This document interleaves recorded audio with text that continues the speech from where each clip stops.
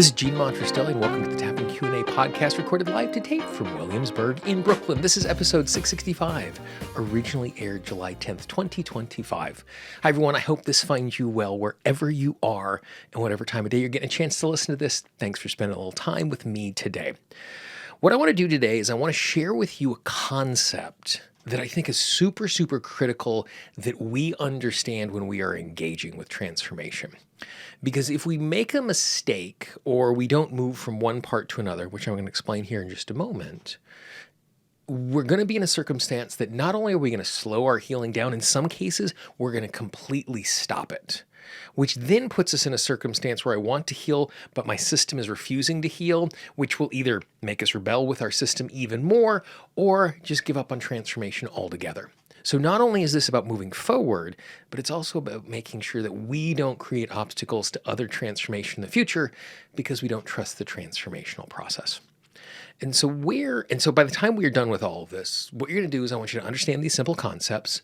And then what I'm going to do is I'm actually going to give you 2 ways to think about your tapping so that you can incorporate not only these ideas into your head, but into practice so you're actually getting the most out of them.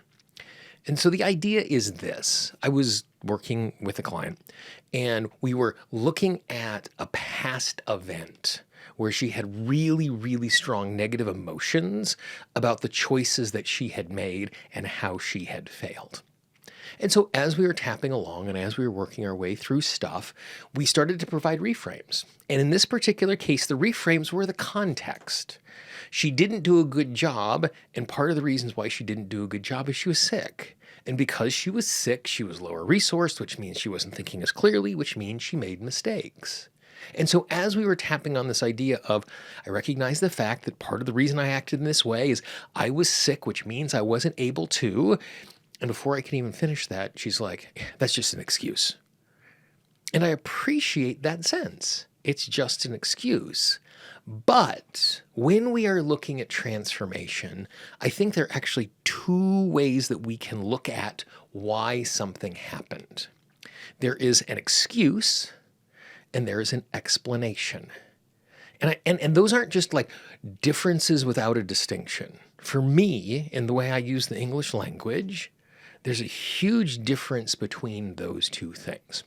And so this is the difference in my mind. You don't have to agree with these definitions, but I think these concepts are useful when you are tapping. So for me, an excuse is an explanation as to why I don't have to take responsibility for what happened.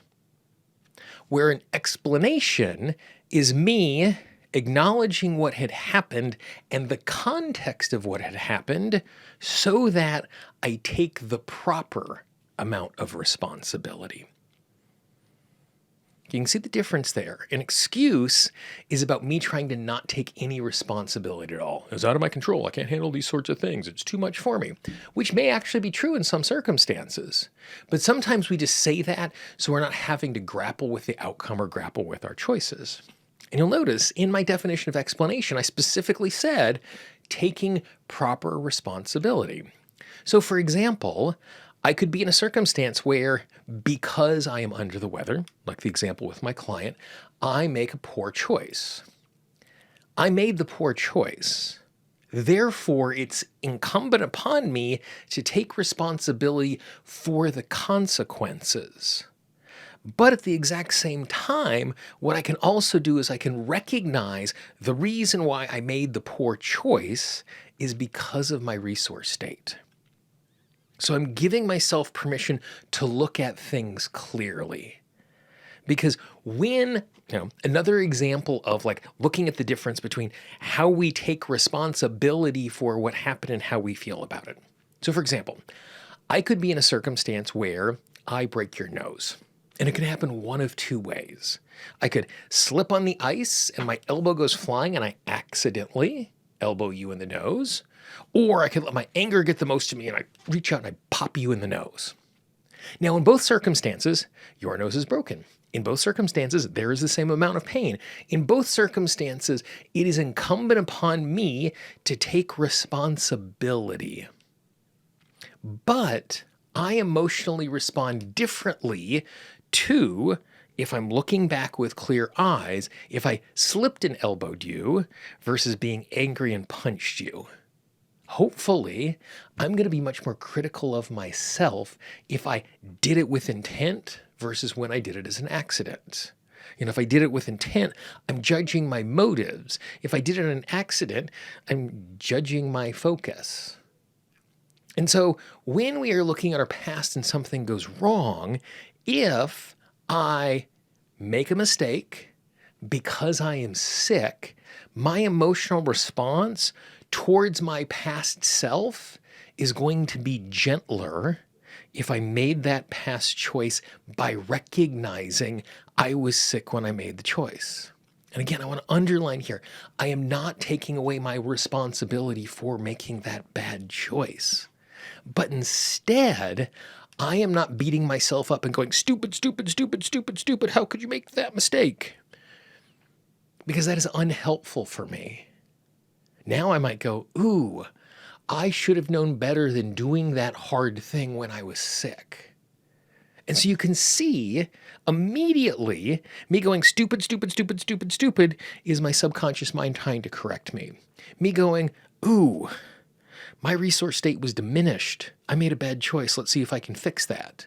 That's my conscious mind trying to learn from the past situation.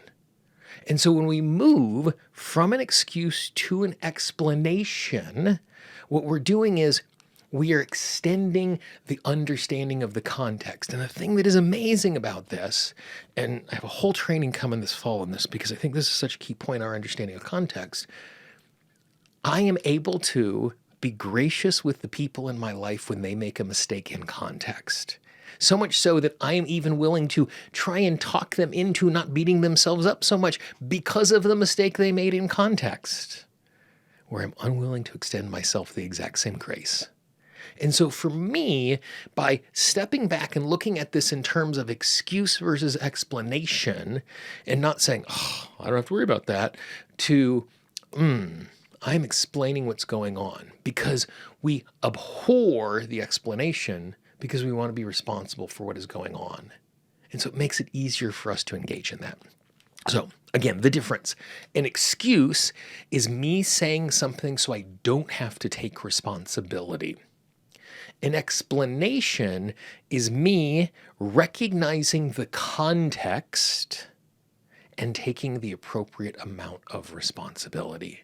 And when I move from excuse to explanation, one, I learn from my past and I make better choices, but two, I emotionally treat myself in a much more gracious way. Now, I said at the beginning, we were talking a little bit about how we integrate this into our tapping. Way number one is to say that out loud. I recognize the fact that I made that bad choice because I was sick in the moment, which means my resources weren't as good and I wasn't thinking clearly. And as I say that, that is not an excuse. It's an explanation. And by recognizing the context, I am able to take proper responsibility. And so me acknowledging that I made this choice in a poor state is not me walking away from my responsibility, but me recognizing why it happened. So I just introduce it into my tapping. If I know there's a part of me that's going, oh, that's just an excuse, that's just an excuse, that's just an excuse, I'm already letting myself see it more properly by introducing it into the tapping. The second thing is, and this is just something that I'm learning more and more of, before I even introduce the idea of context and reframes and stuff like that, I spend a lot more time in the emotion itself. Like part of the reasons we jump to reframes, this is the context that's going on. We add these reframes all the time to our tapping. But if we do that too quickly, the system's not going to be receptive to it. So in a circumstance where I made a bad choice, and again, in this case, because I was sick, I just tap on all the emotions, really disappointed, let myself down, let others down. I wish it would have went better, and just giving myself permission to stay and stay and stay and stay in the emotions makes a huge difference in releasing the emotion so that when it comes time for me to wrestle with the idea of it's not an excuse, but it's an explanation, my entire system's going to be more receptive to it. It's kind of like we can't rush to forgiveness too quickly.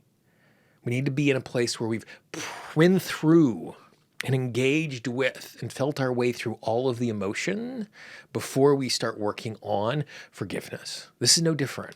Before I start to understand and explain why I was doing what I was doing, it's important that I spend time with the emotion. So that is the idea of excuse versus explanation. The subconscious mind thinks that we're just making excuses because it wants us to be better and it wants us to take responsibility in a disproportionate way. Where an explanation is providing context, and providing that context makes it so much easier for us to engage with this in powerful ways. So if you know someone in your life who could use a little conversation like this, please pass it along. Don't spam your inbox. We always joke about the fact that our marketing budget is your word of mouth. It might make someone in your life's day just a little bit better to hear something like this. And even if they don't play it, even if they don't listen to it, the fact that you've reached out is going to make their day a little bit brighter. Now, one of the things that we've started doing on the podcast, I got this idea from Alex Schmidt at the podcast Secretly Incredibly Fascinating, which is a delightful podcast that plays specifically to my brain. At the end of every single episode, what he does is he does a little random number generator to find a past episode. Before I hit record on this, I did the exact same thing. The random number generator gave us episode 228, which is Transforming Beliefs with my friend Steve Wells. It is a great conversation about how you can use tapping to transform the beliefs you have about yourself and about the world. If you want to check it out, all you need to do is go to tappingqna.com/228. That's tappingqna.com/228, and you can enjoy the goodness of the conversation I had with Steve. As you're looking at the screen right now, you can see the entire archive of the Tapping Q&A podcast hanging out here on YouTube. Click on that playlist, dive in. There's over 150 hours of content waiting for you. And I look forward to talking with you and tapping with you again real soon. Bye-bye.